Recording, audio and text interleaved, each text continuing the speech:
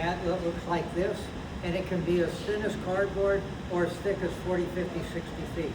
The Kennedy claim averages from 8 to 20 feet. Okay, so let's get this going.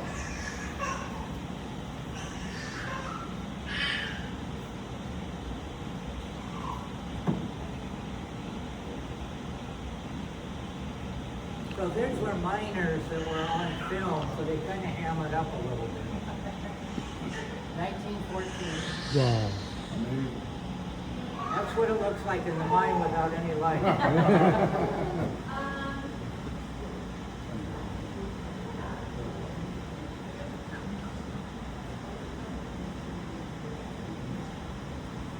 That's the mine office. It's an all-concrete building built in 1908.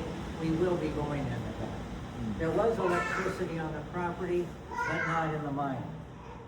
The north and south shaft are up in that area, and we see the Argonaut, our neighboring mine, off to the south.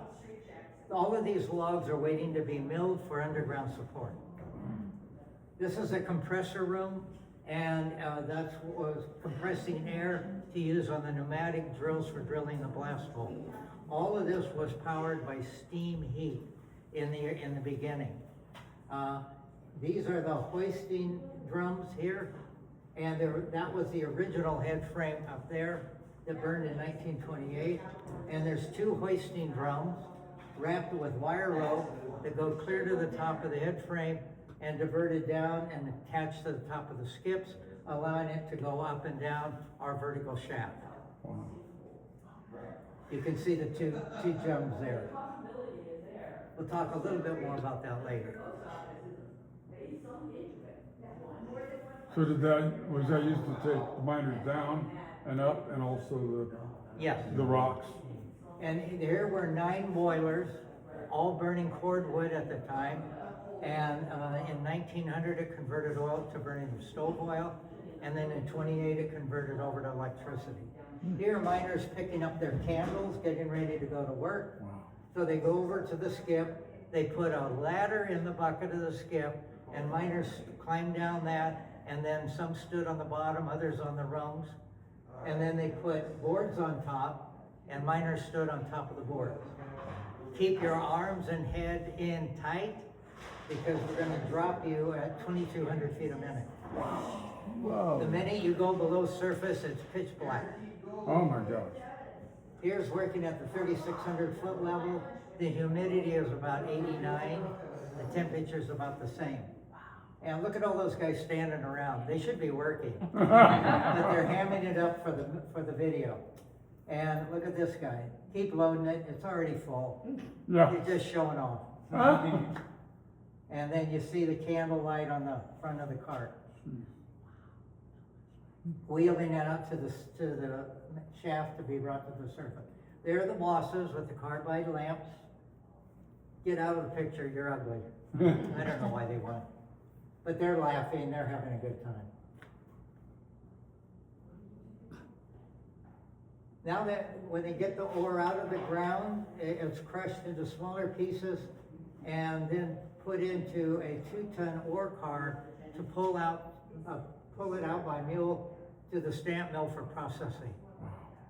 And the mules were well trained. They knew exactly what to do, where to go, where to stop, and all you had to do is say go. So this guy, that's just pure nonsense. He's doing it for the showing off of the film. They didn't do that. That's the building that the stamp mill was in. That's all gone now. And we had 100 stamps. I'll explain the process in a little bit. And they were using water and mercury. As they pulverized the rock, it released the gold within the quartz, and the mercury collected the gold in an amalgam. Those are the concentration tables. Then they take that amalgam up to the retort room to separate.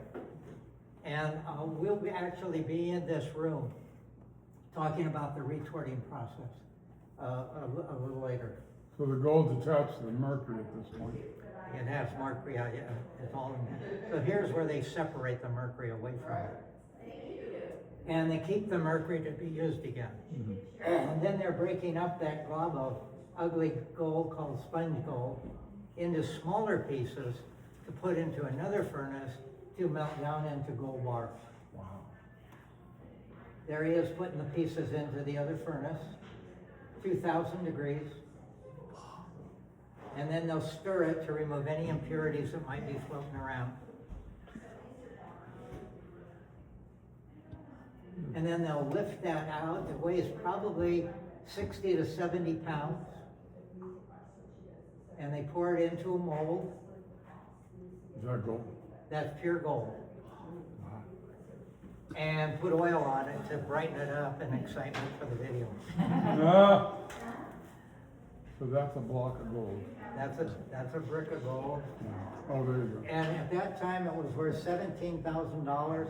Today, it would be worth about $2 million. So there is $4 million on today's market.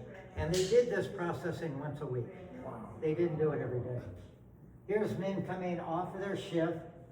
Those are lunch pails, which we'll talk about later. These are the bosses coming out with ore samples and high-grade gold in the boxes.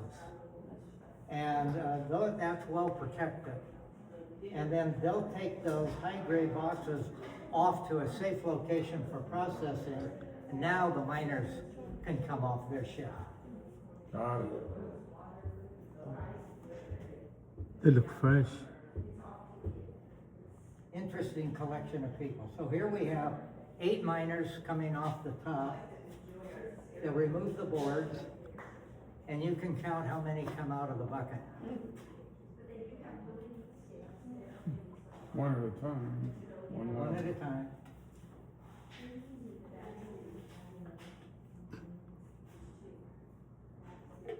Wow. So how many did you get? 10? 9? 9 is the right number. So it's called the Kennedy Mine in